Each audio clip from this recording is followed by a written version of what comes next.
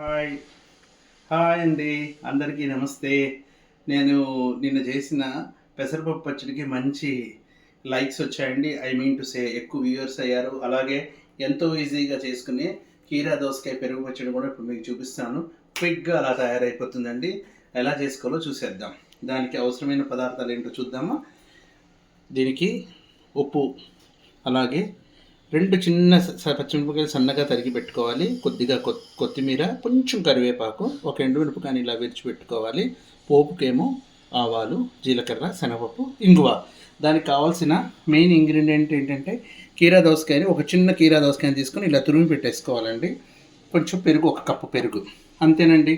చూసేద్దామా. చిటికెలో అయిపోయేది. ఫస్ట్ స్టవ్ వెలిగించేసుకొని చిన్న కడాయి పెట్టుకున్నానండి. దాంట్లో 1 టేబుల్ స్పూన్ పోపుకండి,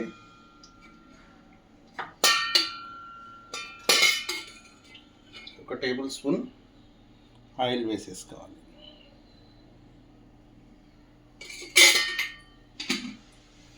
ఆయిల్ కొంచెం వేడెక్కాక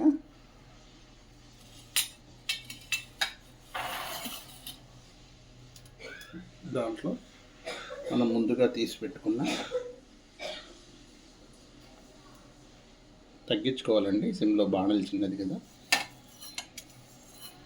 ఆవాలు, జీలకర్ర, అలాగే శనగపప్పు,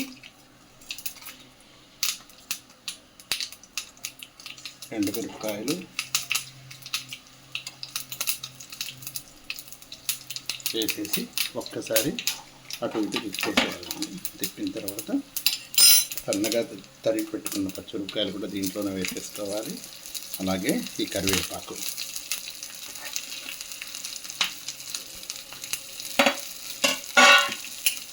ఈ పోపు కొంచెం అవ్వంగానే దాంట్లోకి ఇంగువ వేసుకుంటేనే ఈ పెరుగు పచ్చడి బాగుంటుందండి.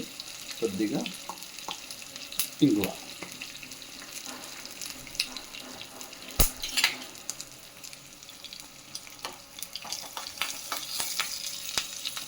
ఈ ఇంగువ వేయంగానే దీంట్లోకి మనం తురిమి పెట్టుకున్నాం కదండి, ఇది కూడా ఒక్కసారి వేసి బాణల్లో తీస్తే చాలా రుచిగా ఉంటుందండి. చాలామందికి తెలియదు, పచ్చిదే కలిపేస్తారు. కానీ ఒక్కసారి ఈ పోపులో వేసి ఇలా కలిపేసుకోండి, చాలా అద్భుతంగా ఉంటుంది. ఒక్కసారి వేసిన తర్వాత దీన్ని ఇలా తిప్పేసి ఇదంతా బాగా కలిపేంత వరకు తిప్పేసుకోవాలి. తిప్పేసుకొని దీంట్లోనే రుచికి సరిపడా, దీనికి సరిపడా ఉప్పును వేయాలండి. 1 నిమిషం ఇలా అవ్వంగానే కూడా వేసుకున్నాం కదండి, దీనికి ఇంకా పసుపు అలాంటివి ఏమి అక్కర్లేదండి.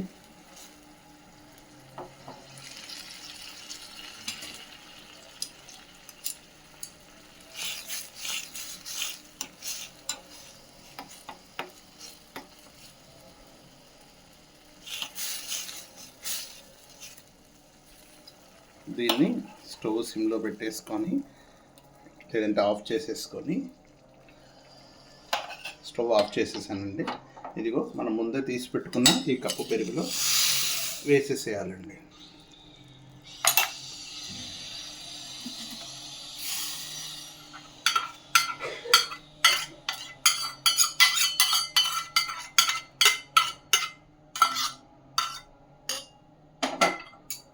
వేసిన తర్వాత కడిగి సన్నగా తరిగి పెట్టుకున్న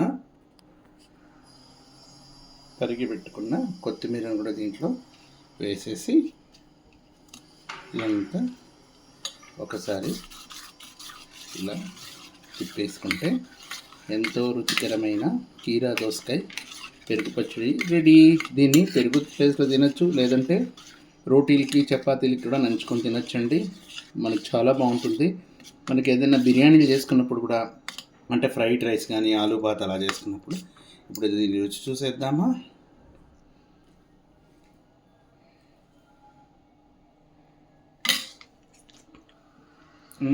చాలా బాగుందండి. ఉప్పు అన్నీ కరెక్ట్, అంతే అండి. 1 నిమిషంలో తయారు చేసేసుకోవచ్చు. మీరు కూడా తిని చూసి ఎలా ఉందో మీ కామెంట్స్ రూపంలో తెలియజేయాలండి. అందరికీ నమస్తే.